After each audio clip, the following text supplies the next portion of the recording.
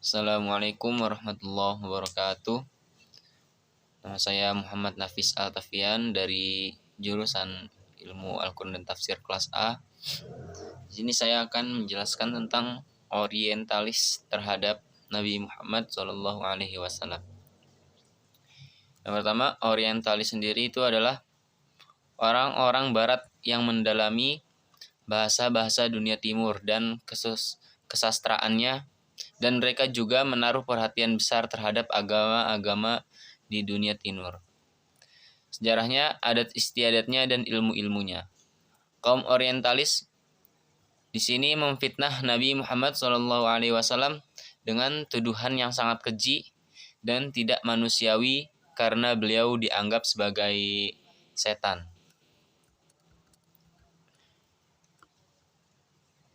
Nicetas of Byzantium sebagai seorang orientalis Kristen yang tidak suka kepada Nabi Muhammad pernah menyatakan bahwa Muhammad bersungguh-sungguh hendak menghancurkan agama Kristen dengan bantuan kekuatan setan. Menurutnya, Muhammad adalah nabi palsu dan pelaku dosa yang menyesatkan manusia dengan cara merampas kitab suci dan menjanjikan manusia dengan kehidupan yang mudah, memanjakan manusia dengan kelakuan buruk, dan menggunakan kekerasan untuk menundukkan lawannya dalam menerima ajarannya.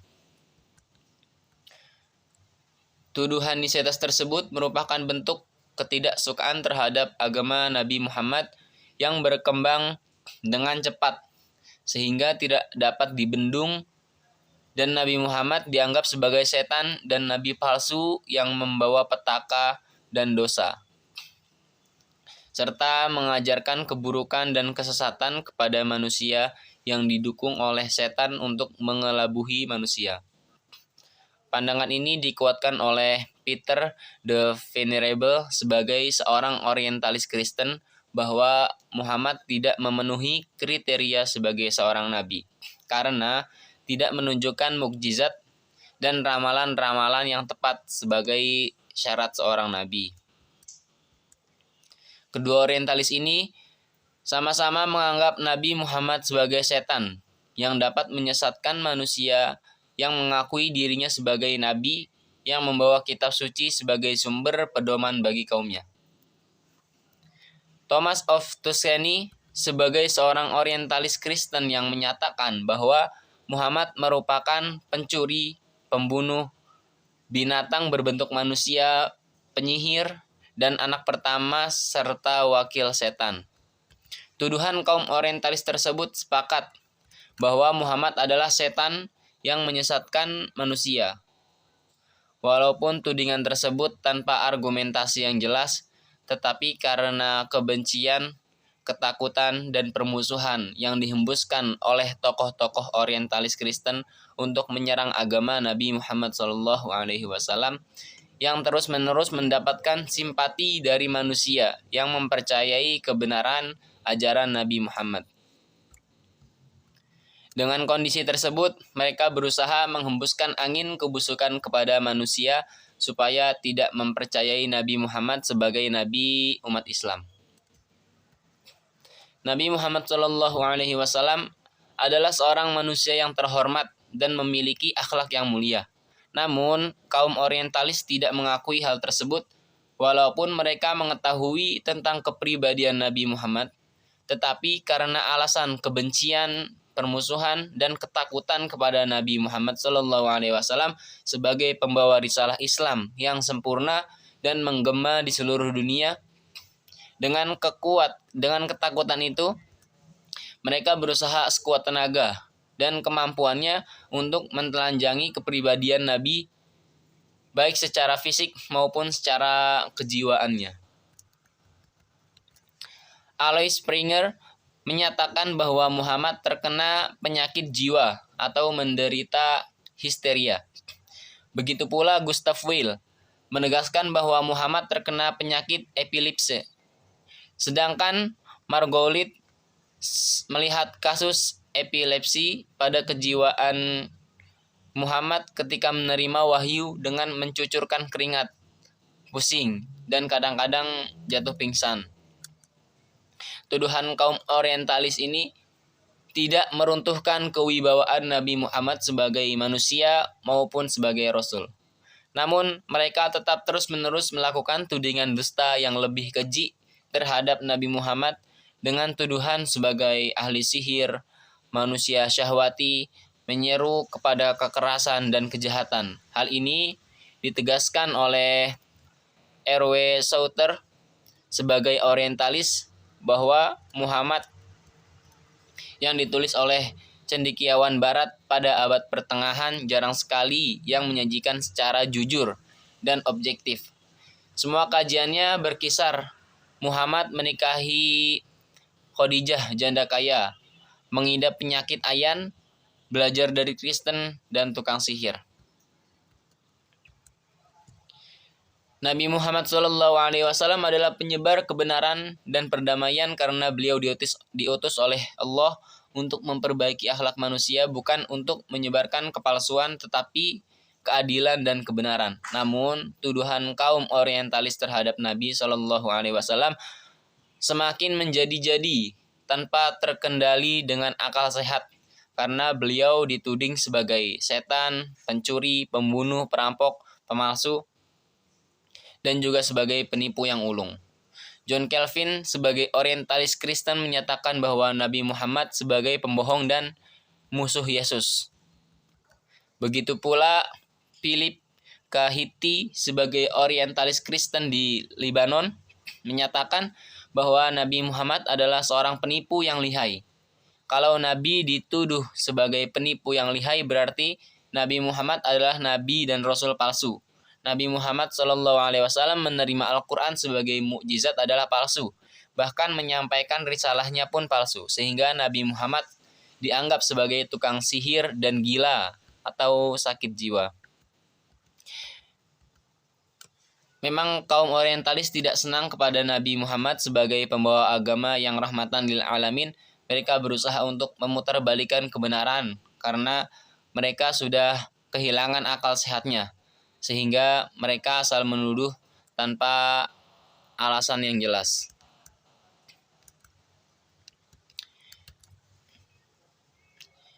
Dan menurut pendapat saya, semua tuduhan itu semuanya salah karena Nabi Muhammad SAW sendiri adalah manusia yang sempurna, Nabi dan Rasul yang agung, tokoh sejarah yang berpengaruh di dunia yang paling banyak difitnah, caci maki, dimusuhi oleh musuh-musuh, dan dicintai pula oleh para sahabat dan umatnya. Karena Nabi sendiri mempunyai akhlak yang mulia dan perkataan yang jujur. Sehingga menurut saya tidak sesuai yang diomongkan oleh orientalis ini. Apa-apa yang diomongkan oleh orientalis ini tidak sesuai dengan apa yang sebenarnya terjadi. Sekian dari saya. Wassalamualaikum warahmatullahi wabarakatuh. Warahmatullahi wabarakatuh. Di sini saya akan mengangkat tema tentang pandangan orientalis terhadap Rasulullah SAW, di mana mereka menganggap bahwa Rasulullah SAW adalah seseorang yang berkelainan dalam seksual, atau bahkan mereka menganggap bahwa Rasulullah SAW adalah seseorang yang pedofil. Salah satu orientalis yang berpendapat demikian adalah Thomas Aquinas. Lah, kira-kira kenapa mereka berpendapat demikian? Nah, karena Rasulullah SAW ketika menikah dengan Sayyidah Aisyah, Rasulullah berusia 53 tahun, sedangkan ketika itu Sayyidah Aisyah berusia kurang dari 9 tahun. Oleh karena itu mereka menganggap bahwasanya Rasulullah SAW adalah seorang yang berkelainan seksual atau bisa dianggap pedofil. Nah, dalam kritikan Thomas Aquinas ini, saya tidak hanya menggunakan pikiran saya, tetapi saya juga menggunakan rujukan dari kitab yang ditulis oleh Syekh Ramadan Al-Buti yang berjudulkan Sayyidah Aisyah. Yang pertama, mereka menganggap bahwasannya Rasulullah SAW adalah seseorang yang pedofil atau penyuka anak kecil. Lah, bagaimana bisa seseorang dikatakan menyukai anak kecil, sedangkan pada kejadian sesungguhnya Rasulullah menikah dengan Sayyidah Aisyah bukan atas kehendak beliau sendiri atau keinginan beliau sendiri, melainkan Seperti yang telah dijelaskan oleh kitab Sahih Bukhari atau kitab-kitab hadis yang lain, bahwasanya Rasulullah itu mendapatkan tawaran pernikahan dari Khawlah binti Hakim setelah meninggalnya Sayyidah Khadijah. Rasulullah ditawari 2 orang perempuan, yang pertama yakni perawan yakni Sayyidah Aisyah, yang kedua yakni janda atau Saudah. Oleh karena itu akhirnya Rasulullah meminta untuk dilamarkan kepada Khawlah binti Hakim. Kemudian Khawlah ini melamarkan kepada orang tua Sayyidah Aisyah. Kemudian Sayyidina Abu Bakar dan Ummu Ruman menerima pernikahan tersebut,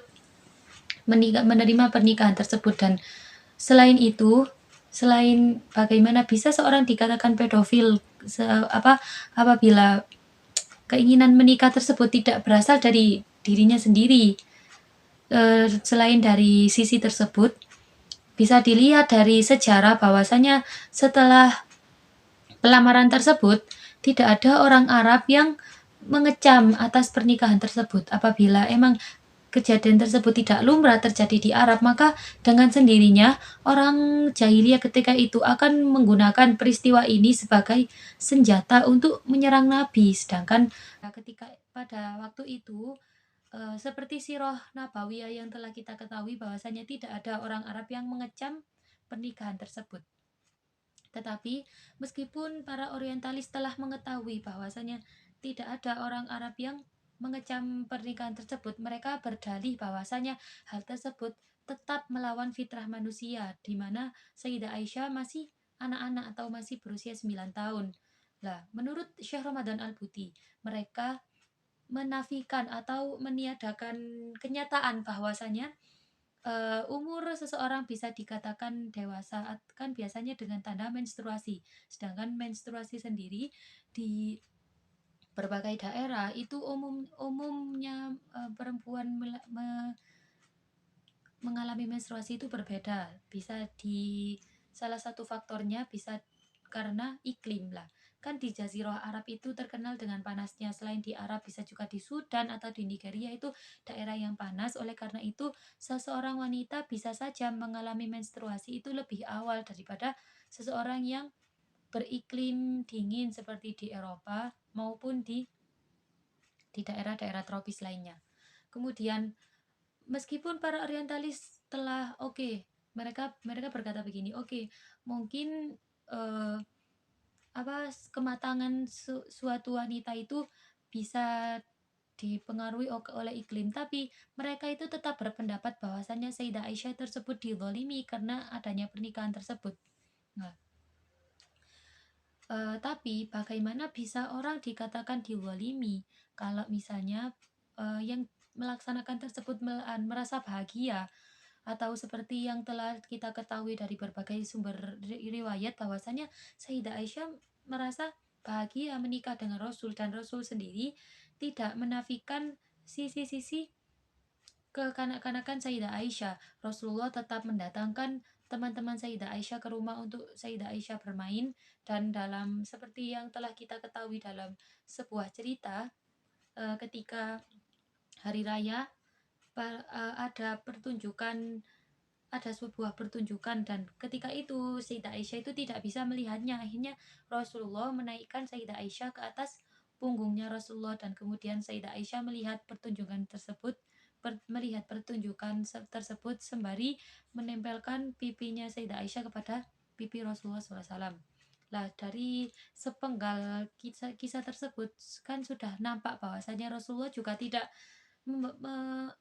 menafikan kekanak-kanakan Sayyidah Aisyah, dan juga Sayyidah Aisyah bangga atas pernikahan yang terjadi lah. Atas kebanggaan tersebut, bagaimana bisa mereka mengatakan bahwasanya Sayyidah Aisyah itu sudah didolimi, sedangkan kalau memang didolimi, Sayyidah Aisyah tidak merasa bahwasanya beliau didolimi gitu loh. Kemudian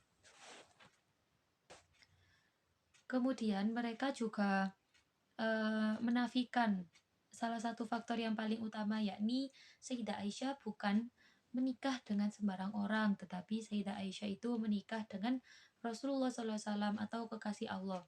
Lah, hal ini juga yang menyebabkan keyakinan begitu besar, atau keyakinan begitu besar yang dimiliki oleh Sayyidah Aisyah dan Sayyidina Abu Bakar serta Ummu Ruman untuk menerima lamaran ini. Bahwasanya yang melamar itu bukan sembarang orang, tetapi Rasulullah SAW. Tentunya mereka bangga atas lamaran tersebut.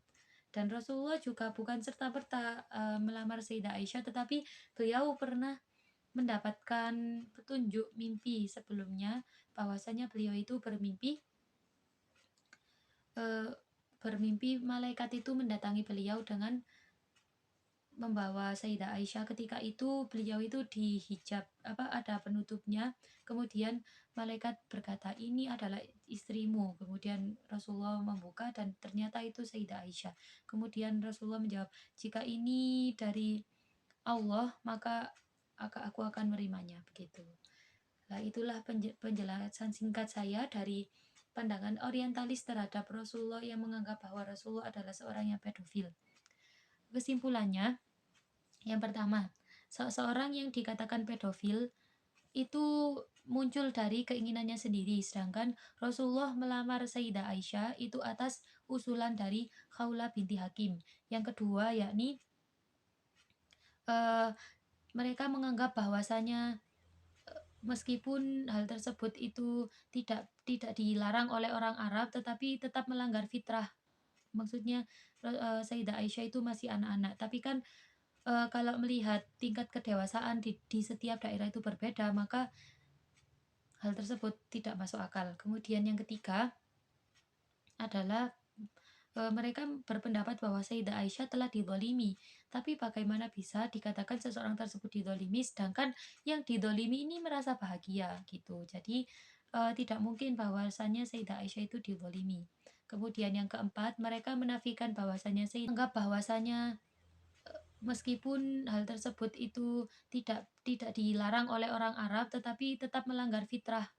Maksudnya Sayyidah Aisyah itu masih anak-anak, tapi kan kalau melihat tingkat kedewasaan di setiap daerah itu berbeda, maka hal tersebut tidak masuk akal. Kemudian yang ketiga adalah mereka berpendapat bahwa Sayyidah Aisyah telah didolimi.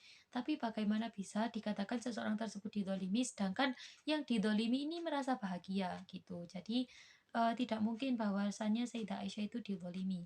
Kemudian yang keempat, mereka menafikan bahwasannya Sayyidah Aisyah bukan menikah dengan sembarang orang seperti orang Jazirah Arab lainnya, tetapi Sayyidah Aisyah ini menikah dengan kekasih Allah yang tentunya berbeda dengan manusia yang lain. Itulah penjelasan singkat dari saya.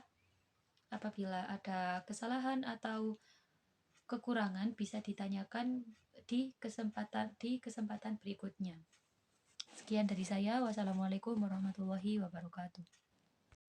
Assalamualaikum warahmatullahi wabarakatuh. Perkenalkan, nama saya Dini Fadah Maulida dari kelompok 7.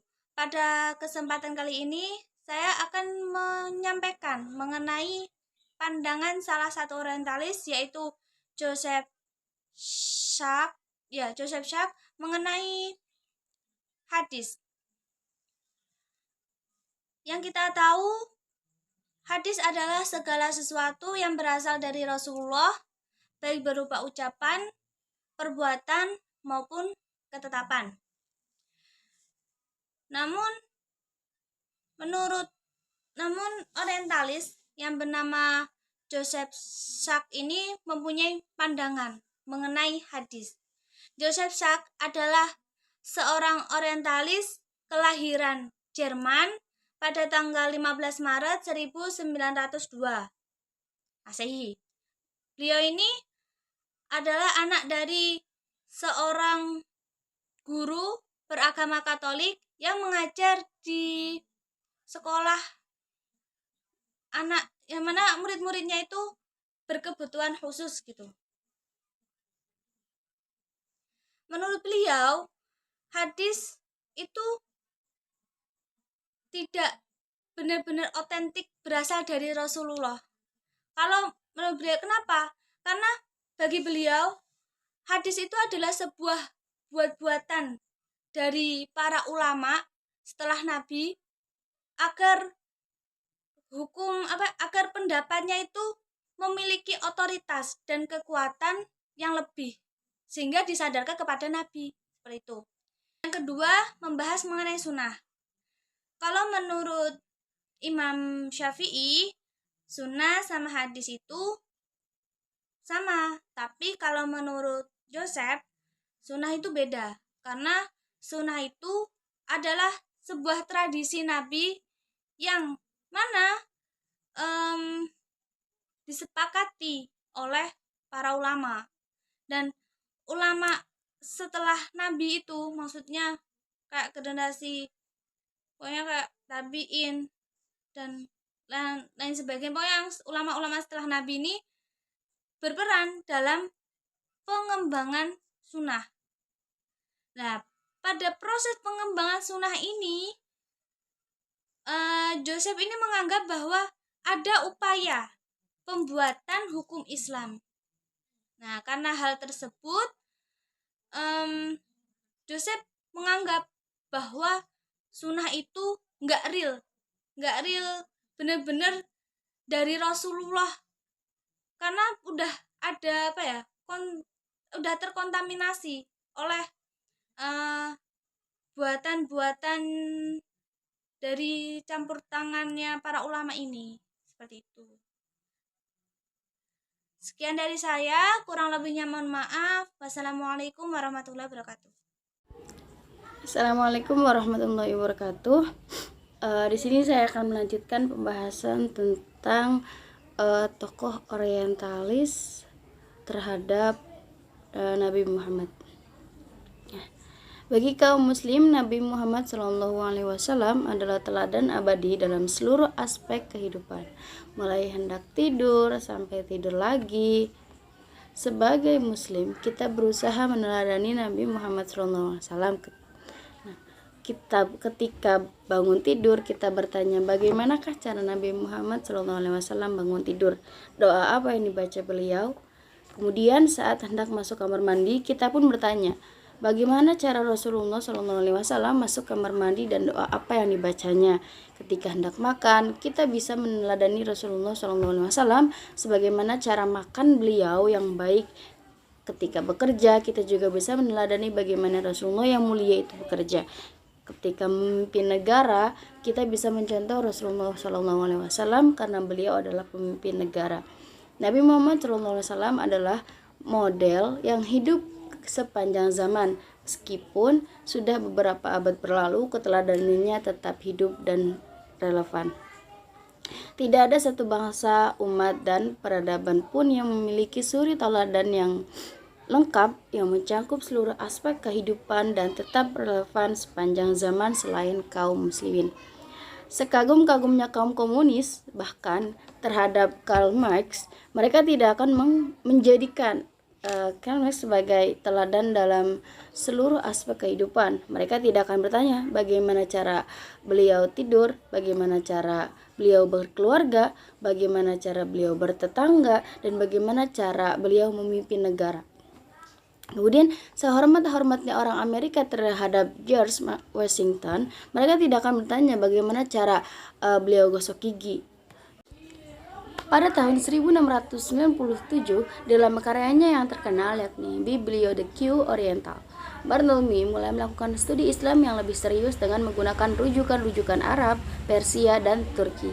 Tetapi, meskipun begitu, dia tetap menyebut Muhammad sebagai Mahomet, sang penipu ulung dan pembuat bid'ah.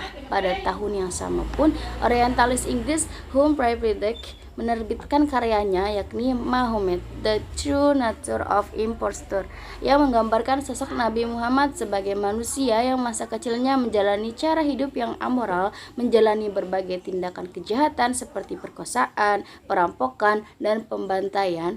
Juga Mahomet disebutnya sebagai manusia yang gila perempuan. Tahun 1741, dalam dramanya Mahomet a Fanatic, Voltaire masih menyebutkan Muhammad sebagai penipu dan penyebar kebohongan.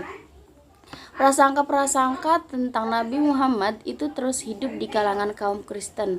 Tentu saja, semua itu bisa dipahami oleh kaum Muslim karena memang Nabi Muhammad dipandang sebagai ganjalan terbesar bagi eksistensi penyebaran agama Kristen. Sejak awal perjuangan dakwahnya, Nabi Muhammad SAW telah menghadapi tantangan yang sangat keras dari kaum Yahudi dan Nasrani. Sebab ajaran yang dibawanya membongkar dasar-dasar kepercayaan Yahudi dan Kristen. Karena itu, umat Islam memaklumi jika mereka tidak pernah ridho terhadap Nabi Muhammad SAW dan agama Islam. Namun kendati demikian, tak semua tokoh selalu beranggapan buruk tentang Nabi Muhammad. Dalam suasana seperti itulah, salah satu penulis Inggris berupaya mengatasi ketegangan antara dunia barat dan dunia Islam. Ia yakin harus ada pemahaman yang tepat mengenai tentang agama Islam, termasuk mengenai tentang Nabi Muhammad SAW. Ia pun menulis biografi sang Nabi. Penulis itu adalah Karen Armstrong. Dalam bukunya, yakni Muhammad A Biography of the Prophet, terbit pertama kali pada tahun 1991 Masehi. Jelas, dalam bukunya yakni buku tentang kisah biografi Nabi Muhammad itu mengungkap sejarah, di situ pun mengungkap sejarah kebencian kaum Kristen Barat terhadap Nabi Muhammad yang berurat berakar dalam sejarah. Dalam legenda-legenda di zaman pertengahan di barat, itu Muhammad digambarkan sebagai tukang sihir, penderita penyakit epilepsi, seorang yang dikuasai oleh roh jahat dan penipu berdarah dingin. Tokoh-tokoh Kristen barat ketika ia berusaha menciptakan legenda bahwa Islam adalah pecahan agama Kristen. Buku yang berjudul Muhammad A Biography of the Prophet ini, karangan Karen Armstrong, merupakan salah satu biografi Nabi Muhammad karya orang barat yang non-muslim. Bahkan Armstrong sendiri melihat Nabi Muhammad sebagai manusia paling menakjubkan yang pernah hidup di dunia. Nah, untuk menuturkan riwayat Nabi Muhammad dalam bukunya ini, Armstrong merujuk pada sumber-sumber klasik semisal dari Ibnu Ishaq, Muhammad bin Sa'ad, Ja'far at-Tabari, dan Muhammad bin Umar al-Waqidi. Maka dari sini dapat disimpulkan bahwasanya tidak semua tokoh orientalis barat itu membenci atau menganggap buruk terhadap Nabi Muhammad SAW. Bahkan salah satunya adalah Karen Armstrong sendiri. Bahkan beliau berani untuk mengarang sebuah buku tentang biografi Nabi Muhammad, meskipun beliau adalah orang yang non-muslim gitu, tapi beliau berani untuk mengarang sebuah buku tentang biografi Nabi dengan judul Muhammad A Biography of the Prophet. Itu di situ beliau mengatakan bahwa Nabi Muhammad adalah model yang hidup sepanjang masa, yang dijadikan sebagai teladan bagi umat muslim dalam segala aspek kehidupan. Bahkan beliau juga beranggapan bahwa Nabi Muhammad adalah manusia yang paling menakjubkan selama hidup. Terima kasih. Itu saja yang dapat saya sampaikan. Kurang lebihnya mohon maaf. Assalamualaikum warahmatullahi wabarakatuh. Bismillahirrahmanirrahim. Assalamualaikum warahmatullahi wabarakatuh. Pada malam ini saya akan menyampaikan perspektif dari tokoh-tokoh Barat tentang hadis Rasulullah SAW maupun tentang Rasulullah itu sendiri. Pemikiran Ignaz Goldziher yang pertama, yaitu tokoh orientalis Barat yang ikut juga mengkaji dalam diskursus hadis ya. Ignaz Goldziher itu disebut sebagai orientalis yang berkedudukan penting, terutama mengenai pengkajian hadis modern di Barat. Pemikirannya itu sangat luas mengenai studi Islam, jadi bukan hanya di kalangan orientalis gitu ya, tetapi pemikir-pemikir Islam seperti Ahmad Amin dalam bukunya yang berjudul Muhammadin Studies misalnya, yang menurutnya ini merupakan bagian terbesar dari hasil perkembangan dari Islam sejak abad pertama ataupun yang kedua, baik dalam bidang keagamaan, politik ataupun sosial. Kalau menurut Islam, hadis itu merupakan suatu ucapan, perbuatan Rasulullah dan ketetapan Rasulullah. Tapi menurut Goldziher, tak lebih cuma sebagai menjadi analisis sejarah menurut beliau itu. Agama dan lain. Di bawah ini merupakan pandangan-pandangan Goldziher mengenai hadis, yaitu yang pertama, kebanyakan dari hadis ialah hasil rangkaian ilmu agama Islam dan ilmu sosial serta politik. Yang kedua, seluruh sahabat serta tabi'in itu aktif saat melakukan pembajakan hadis. Dalam sudut pandang kritik yang ketiga, dari sudut pandang kritik kalangan muslim pastinya beda melalui perspektif kritik non-muslim yang tidak menyetujui secara keseluruhan hadis yang dimana benar oleh seluruh penganut muslim. Kalau menurut Goldziher, pengertian dan asal-usul hadis itu adalah, kalau kita misalnya ulama Islam itu, ulama muhaddisin yang mengartikannya ya beragam. Ada yang mengartikan kata ini seumpama suatu atau percakapan yang hadisnya isim, yang artinya berbicara. Hadasa ya, hadisun nantinya, hadasun nantinya, artinya dari ucapan. Orang-orang Arab pada zaman jahiliyah itu menyatakan hadis itu sebagai yang terkenal. Al-Farra misalnya pelajari makna ini saat dia berkata, yakni perkataan hadis ialah hudusah. Kemudian kata ahadis dimajemukkan ke atas kata hadis atau jamak taksirnya. Nah, Goldziher mendefinisikan hadis sebagai berita yang berlaku untuk kelompok tertentu yang menganut spiritualitas dengan catatan sejarah kelompok sekuler dan agama dari waktu ke waktu. Nah, selanjutnya hadis juga ialah data-data sejarah baik duniawi ataupun religi, hingga baik yang kuno maupun kisah-kisah zaman yang amat mutaakhir ya. Dari penggunaan ilmu bahasanya, kata-kata dari hadis itu telah dikhususkan untuk dunia keagamaan sejak zaman dahulu ya. Nah, dalam konteks ini, Goldziher itu menyajikan ilustrasi sabda Nabi. Contoh seperti ini. Rasulullah pernah mengatakan yaitu para pengikut Nabi yang soleh dengan hormat mengulang ucapan-ucapan pantulan mereka yang memberikan penerangan itu dan berusaha menyimpannya sebagai pembangun keimanan dan petunjuk bagi umat terhadap skala hal ihwal yang telah diucapkannya baik di muka umum maupun bersifat pribadi. Nah, mengenai pengamalan kewajiban agama seperti yang telah dia contohkan, perilaku dalam kehidupan pada umumnya dan tata krama kemasyarakatan, baik yang berhubungan dahulu maupun yang akan datang. Nah, ketika perang penaklukan terjadi berturut-turut dengan cepat, maka mereka mengambil dari mendengarnya secara langsung. Dan setelah kematiannya, baru mereka juga banyak menambahkan ucapan-ucapan bermanfaat yang dianggap konsisten dengan cara pemikirannya. Nah, beriringan bertambahan waktu, misalnya Goldziher itu menambahkan bahwa hadis itu memiliki persamaan bersama bid'ah. Sebab hadis ialah muhdas, artinya suatu yang baru. Muhdas itu baru artinya. Saat itu Muhammad Ajajul Khotib istilahnya mengatakan bahwa hadis menurut bahasa al-jadid, kalau menurut bahasa al-jadid misalnya, yang substansial mengenai baru, yang berarti berita, baik sedikit maupun banyak.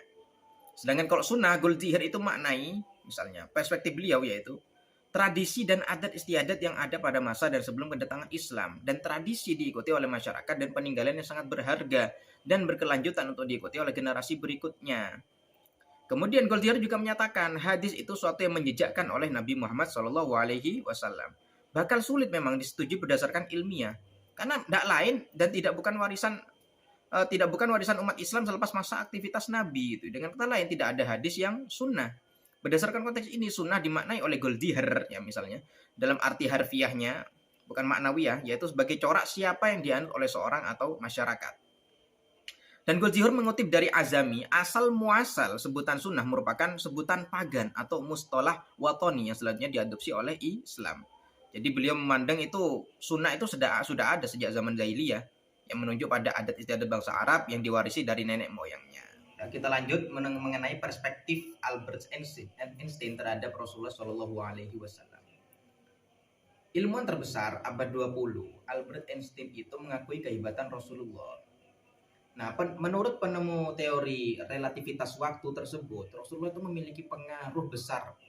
Maksudnya mencegah kejahatan dari Yahudi kepada Islam misalnya gitu. Nah, beliau mengatakan, saya yakin bahwa dengan pemikiran dan mentalitas yang tercerahkan, Muhammad SAW itu mampu menjauhkan orang-orang Yahudi yang bermaksud menjatuhkan Islam. Yang sehingga saat ini merupakan kekuatan besar yang memusuhi Islam itu termasuk Yahudi juga. Yang maksudnya bikufurillah huruf misalnya itu ya masuk Yahudi. Kata Einstein di The Great Story of Muhammad ya. Beliau mengarang The Great Story of Muhammad. Bahkan penulis keturunan Yahudi bernama Michael Hart menempatkan Rasulullah itu peringkat pertama dalam bukunya The The 100 a ranking of the most influential persons in history istilahnya. Buku tersebut tentang 100 tokoh misalnya, 100 tokoh yang berpengaruh kuat dalam sejarah kehidupan manusia.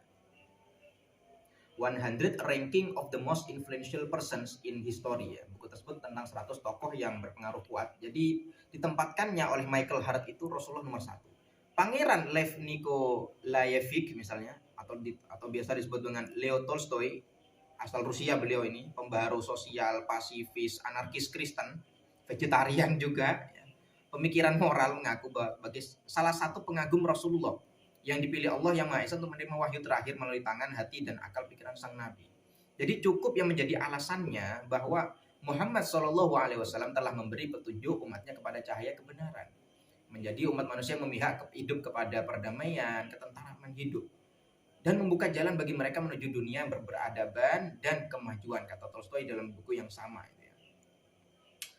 Jadi begini, kira-kira Albert Einstein itu sebagai penemu relativitas waktu, di situ mempercayai bahwa metode yang dibawa oleh Rasulullah, metode yang disebarluaskan oleh Rasulullah, terutama tentang akhlak, terutama tentang ilmu pengetahuan juga di situ, itu merupakan keajaiban dunia istilahnya, keajaiban dunia yang tiada taranya, tidak dimiliki oleh Nasrani, Yahudi maupun manapun.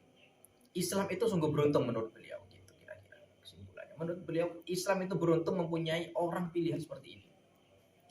Bahkan di dalam hadis-hadis Rasulullah juga, seperti ilmu biologi, ilmu astronomi, dan ilmu lain-lainnya, ilmu-ilmu pengetahuan umum, itu mampu dibuktikan di situ. Mampu dibuktikan secara nyata dan secara ilmiah. Yang terakhir yaitu konsep dari Joseph Schach, yaitu ilmuwan orientalis asal Jerman, lahir pada 1902 Masehi. Dan dia memang dibesarkan dari lingkungan keluarga yang religius dan sangat getol menghargai keilmuan ya. Titik karirnya itu memang dimulai dari keluarganya dalam bidang teologi dan filologi gitu ya. Tapi dalam materi ini saya akan mengkhususkan bagaimana perspektif beliau terhadap Rasulullah Shallallahu Alaihi Wasallam.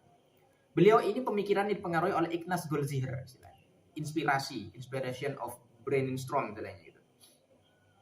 Schach itu menawarkan kajian-kajian mengenai hadis yang di dalamnya ia melakukan kegiatan kritik juga terhadap hadis yang bermuatan hukum.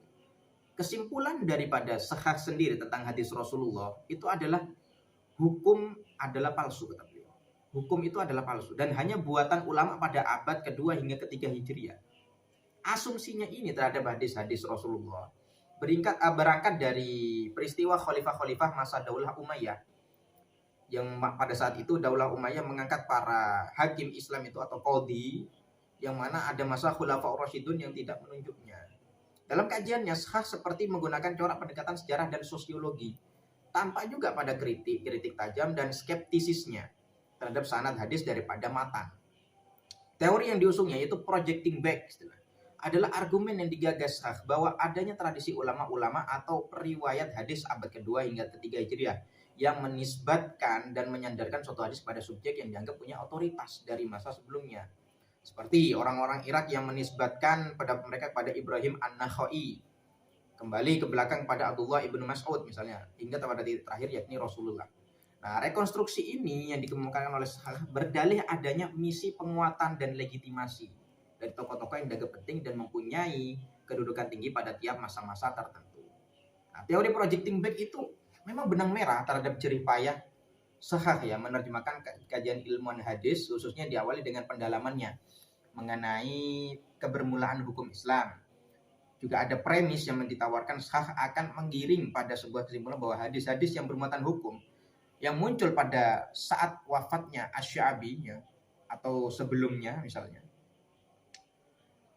hukum itu akhirnya kesimpulan beliau, hukum itu muncul pasca wafatnya Asy-Sya'bi. Sebelumnya tidak ada.